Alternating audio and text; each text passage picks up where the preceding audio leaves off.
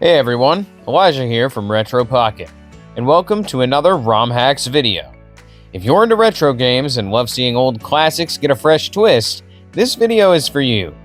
I've put together a list of some really impressive Sega Genesis ROM hacks that surprise me with how good they are. These aren't just some small tweaks. Some of them feel like totally new experiences while still keeping that old school charm. Whether you're here for nostalgia or just curious, stick around and let's check out some seriously cool Genesis creations. In the meantime, I need you guys to mention your all-time favorite ROM hacks in the comments section. Castlevania Bloodlines Enhanced Colors. When I play Castlevania Bloodlines with the Enhanced Colors hack, the first thing I notice is how alive everything looks. The core gameplay is still pure Castlevania. Tight jumps, careful platforming, and learning enemy patterns as you whip your way through dark castles. What this hack changes is the color work. Openings are touched up, characters get better skin tones, and enemies have stronger shading, so they no longer blend into the background. Compared to the original, the game feels less muddy and more like a high-end 16-bit action title. This version is better if you care about atmosphere, because every level looks closer to how the designers probably imagined it. The coolest part is that it keeps the gameplay untouched, so it still feels authentic, just way nicer on modern eyes. Shinobi 3 Enhancement Hack.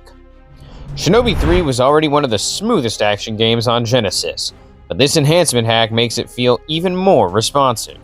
The gameplay is still about fast sword slashes, smart use of ninjutsu, acrobatic jumps, and using your shurikens at just the right time.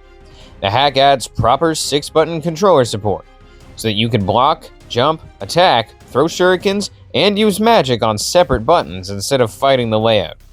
There's also a no shuriken mode you can toggle in the pause menu, which turns familiar stages into a close-range challenge and rewards skillful play.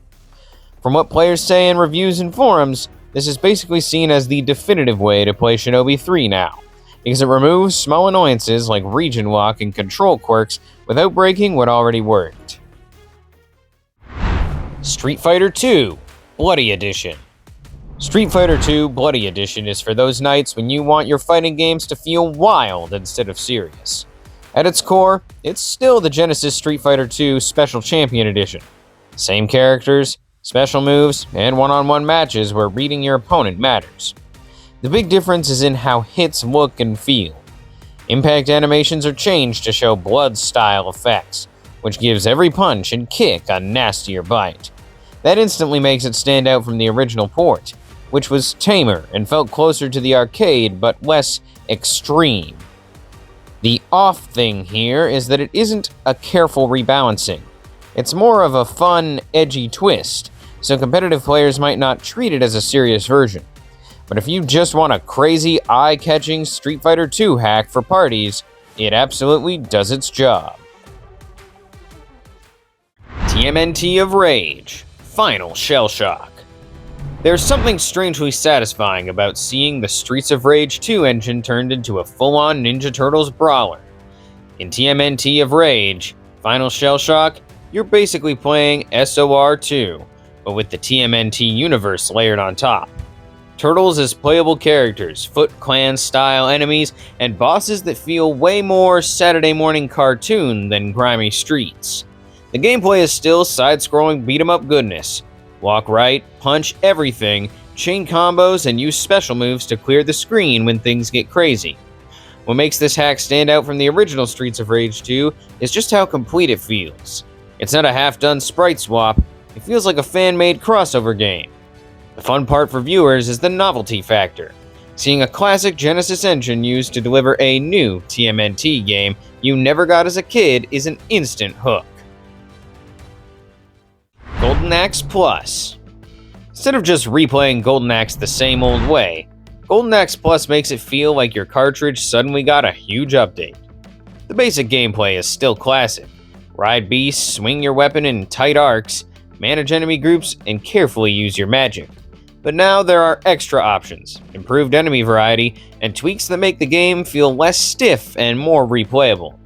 You get more ways to mix magic, more refined stage setups, and generally a sense that the game has been tuned by someone who really understands what fans wanted from the original. From the audience's point of view, this kind of hack comes across as a definitive edition rather than a gimmick. It's the kind of thing people recommend playing with. If you're going to play Golden Axe 2026, make sure it's this version. Road Rash 3 Improvement. Racing down a highway, swinging at rival bikers, and trying not to crash cars is already a great formula. But Road Rash 3 Improvement cleans up the rough edges. The core gameplay stays the same. You race, fight, and upgrade, all while hanging on for dear life at high speeds.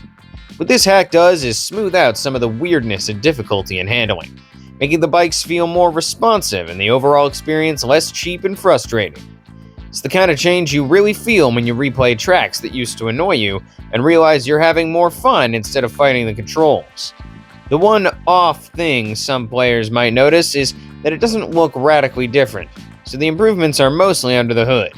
But if you care about how it plays rather than the market itself, this version is absolutely the one to pick. Super Street Fighter II Enhanced Colors. Seeing Super Street Fighter II on Genesis with cleaned up colors feels like someone finally adjusted the TV properly after all these years. The gameplay is still classic Super Street Fighter II.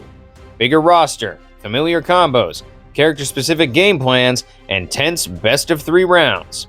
The original Genesis port, though, had some pretty dull and off-looking palettes. Skin tones, stages, and outfits sometimes looked wrong or flat. The Enhanced Colors hack fixes that, bringing the look closer to the arcade and making each character pop more on screen.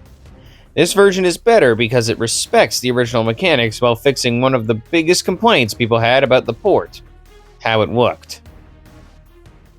Hyperstone Heist Enhanced Colors.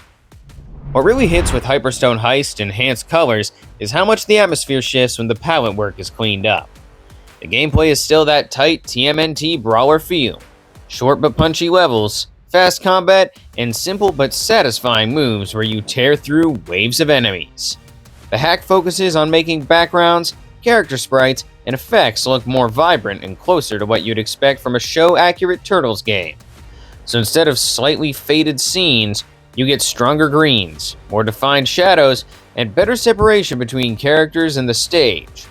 The special thing about this version is that it respects how good Hyperstone Heist already was and just makes it easier on the eyes, especially on modern displays. It's a great pick for people who want a polished Genesis TMNT experience without changing the gameplay they grew up with. OutRun Arcade Colors. There's a special kind of thrill when OutRun on Genesis suddenly looks closer to the arcade you remember, and that's what the Arcade Colors hack is going for. The gameplay is still the same tight, drifting arcade racer, weaving through traffic, choosing routes at forks, and chasing that classic Sega feeling of speed and sun-soaked roads. What's different here is the way the colors are tuned.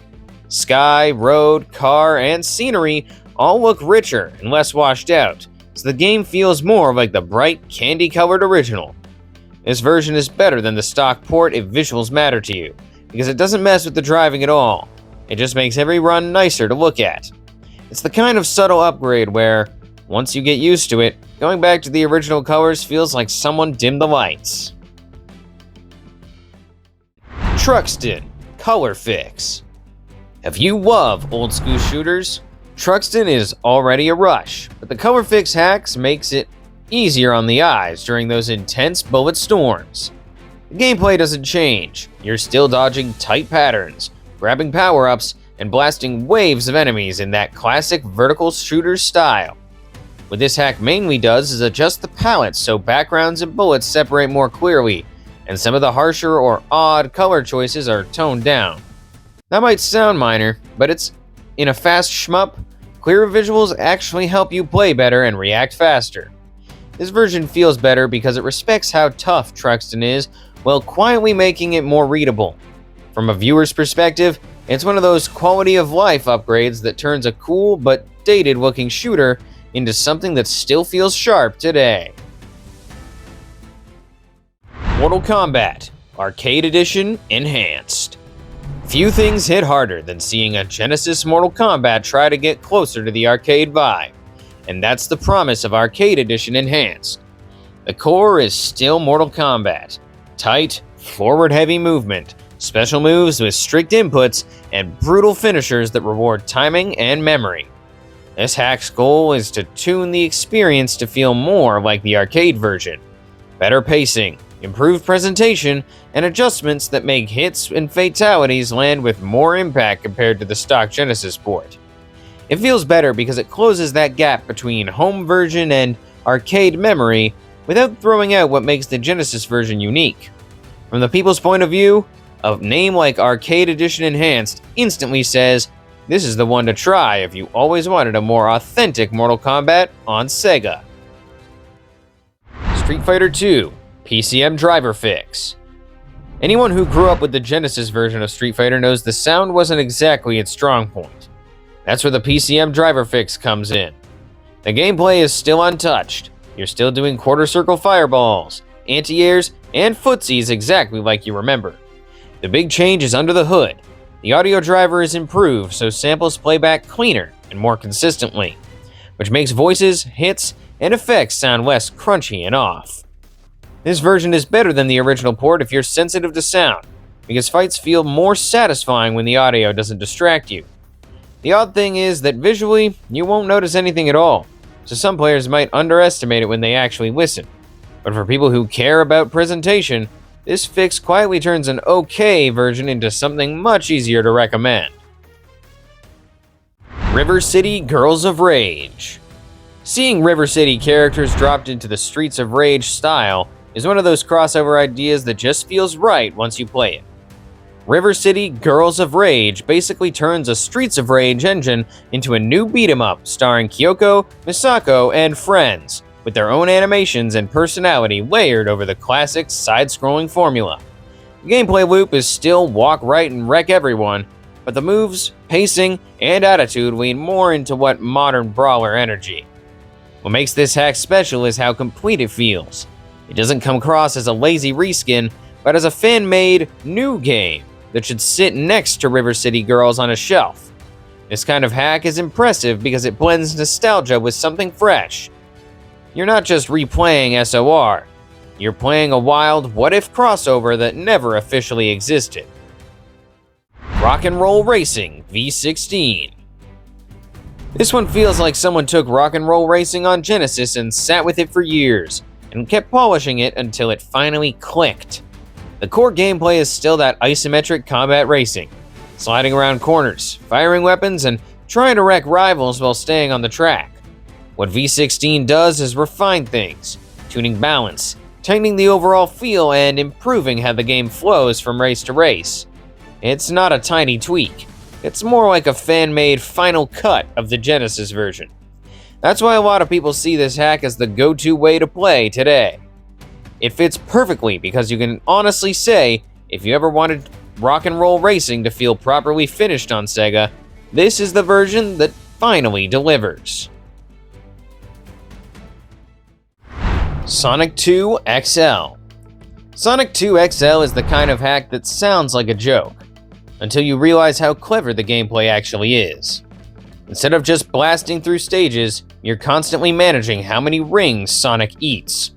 He gets fatter and slower as he snacks, which completely changes how you approach level design you thought you knew by heart. Suddenly rings are dangerous, routes have to be rethought, and it becomes this funny but tense mix of platforming and self-control. Compared to the original, this version is absolutely worse for speed running, but way better for giving veterans something fresh and memorable. The off thing for some players is that it leads hard into comedy, so it's not the definitive Sonic 2. More like a brilliant side trip, but yeah, it definitely deserves a try. Sonic 1 Remaster. Playing a good Sonic 1 hack that aims to remaster the experience is like booting up a cleaned up version of your childhood. The gameplay is still classic Sonic, building momentum, timing jumps, exploring alternate paths, and trying to hold on to rings. A solid remaster hack usually focuses on tightening physics, fixing bugs, smoothing difficulty spikes, and sometimes adding small quality of life updates like better handling or extra options. The result is a version that feels more consistent, less janky than the original cartridge, especially in spots where Sonic 1 showed its age. This version is better if you love the core layout of Green Hill, Marble, and the rest, but want something that feels closer to later, smoother Sonic games. From an audience point of view, this is how Sonic 1 should feel in 2026. Contra Hardcore Enhancement. Contra Hardcore is already a brutal, high-energy run-and-gun, and the enhancement version is for people who love that intensity but want it tuned just right. The gameplay is still all about dodging insane bullet patterns, swapping weapons on the fly, and dealing with bosses that transform mid-fight. What an enhancement hack usually does here is adjust balance, difficulty curves, or options so you get something that feels fairer and more flexible without losing the hardcore edge. That might mean refined damage values, better continues, or cleaner pacing between set pieces. This version is better for players who bounced off the original's difficulty wall but admired the style and action, so it's the version that lets more people actually finish one of the most intense games on Genesis. Golden Axe 32X Edition. Imagine Golden Axe getting a fake upgrade to the 32X era, but done by fans instead of Sega. The basic gameplay is still a side-scrolling hack and slash. Short-range melee, crowd control, magic nukes, and those iconic rideable beasts. A 32X Edition style hack typically aims to boost visuals and presentation. Richer colors, more detailed graphics, and a feel that pushes beyond what the stock Genesis version offered, while sometimes polishing sound and small mechanics. The big difference from the original is that it looks and feels like you're playing a next step version, almost like a hypothetical enhanced port that never happened. It's not about changing how Golden Axe plays, but how impressive it feels in 2026. Definitely deserves a try. Eternal Champions Special Edition. Sometimes it feels like Eternal Champions was this ambitious fighter that just needed a second chance, and Special Edition is that do-over. The core gameplay is still very technical, tight inputs, heavy emphasis on spacing, and a cast that doesn't play like your usual Street Fighter clones. What this version does is tweak balance, change how inner strength works, smooth out hit stun and combos, and generally make matches feel less clunky and more rewarding when you commit to a character. Compared to the original, it's easier to appreciate the depth without constantly fighting weird timings and awkward design choices. Fans often talk about how this hack has the version that finally shows what Eternal Champions could have been if it had more polish. It's a great hidden gem that lets you say, here's the fixed version of a game you probably wrote off. Phantasy Star 2 Modernization. RPG fans know Phantasy Star 2 is important, but they also know it can be a grindy, punishing relic. Modernization steps in to fix that without changing the soul of the game. The core gameplay is still classic JRPG, turn-based battles, exploring dungeons, party building, and slowly uncovering a very dark sci-fi story. What this version changes is the pain points. Rebalance experience and money gains, smarter item and equipment adjustments, and script fixes that make the dialogue clearer. That means less mindless grinding and more actual progress, so the pacing feels way better than the original release. This version is better because it keeps the same world and story, but respects your time in a way modern players expect. And that's it for this video. These ROM hacks prove the Sega Genesis isn't just a retro console. It's still evolving, even today. Fans are fixing old issues, adding new ideas, and keeping these classics alive in ways the original developers probably never imagined. If you thought you knew these games, trying these versions will change how you see them. If any of these hacks caught your eye, let me know in the comments and check them out. You might just find your new favorite way to play an old classic. Thanks for watching, and Elijah out.